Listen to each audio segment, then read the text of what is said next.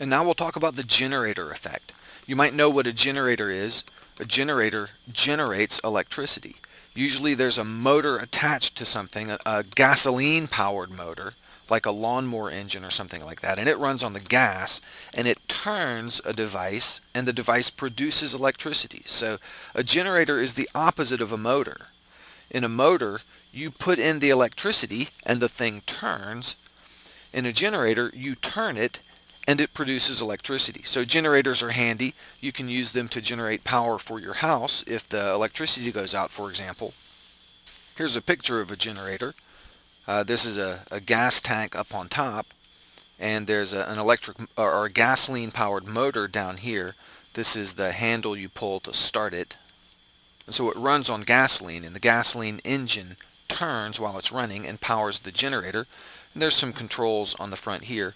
And then over here there's a couple of outlets, electrical outlets. You can plug things into it. And you can't run your whole house off a little generator this size. This thing's probably just a couple of feet tall. But you could generate enough power to power a few things, like maybe a TV, a computer or two, maybe a refrigerator, depending on how powerful the generator was.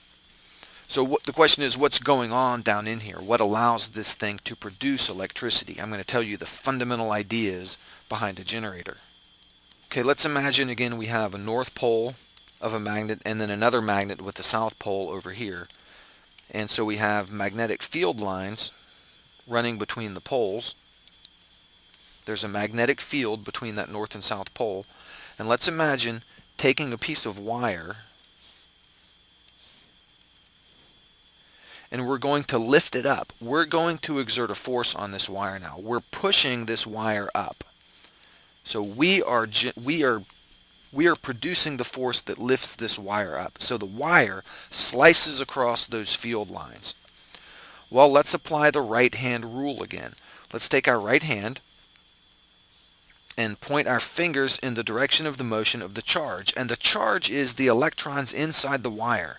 They're moving up. So the fingers of my right hand point up. And my thumb is going to be pointing that way. And if I point the fingers of my right hand up in a manner such that those fingers will naturally bend into the direction of the field lines, the yellow lines there, then my thumb naturally points in the direction of the current flow. So that's the right hand rule again. So we get current flow through the wire in that direction. And that is the generator effect.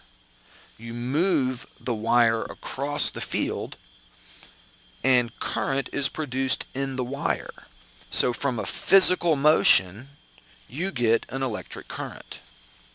And you can see that that's the opposite of a motor. In a motor, you put in the electricity and you get out the motion. Here you put in the motion and get out the electricity. The fundamental cause is the same in each case though. The fundamental cause is the fact that a moving charge in a magnetic field will experience a force. And the direction of that force is determined by the right-hand rule.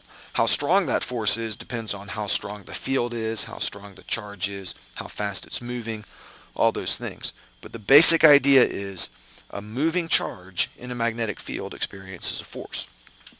Now with that in mind, let's picture a loop of wire in the magnetic field again.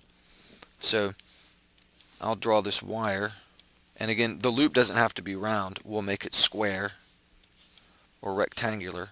It's a little easier to think about that way. And this wire is in this magnetic field. These field lines are running from north to south. Now imagine twisting the loop of wire. So we're going to take it with our hands or with some device and physically rotate it.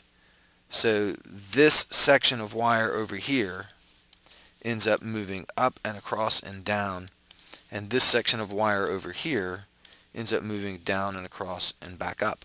So we're spinning it basically. Well, what happens is one part of this wire is being forced upward. This part of the wire over here is being forced upward in this magnetic field, and as a result of that we get current flow in the wire in one direction, and the other part of the wire is being forced down in the magnetic field, and as a result of that we get current flow in the wire in the opposite direction. like that. So current flows around the loop. And as long as it's rotating, we get this current generated in the wire. And so that's the basic idea behind having a gasoline motor that rotates the generator device, and it produces electricity, a continuous flow of electricity through the current. And then there's all kinds of other things going on with direct current and alternating current, and how to keep the voltage steady and how to keep the wires from twisting up. And we won't go into all those details right now, but I just want you to understand the basic fundamental idea of the generator effect.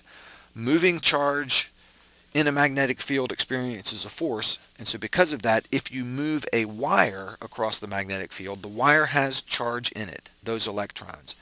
And as they are moved through or across the magnetic field, a force is generated on those electrons, which causes current to flow through the wire, and in this case, flows around the loop.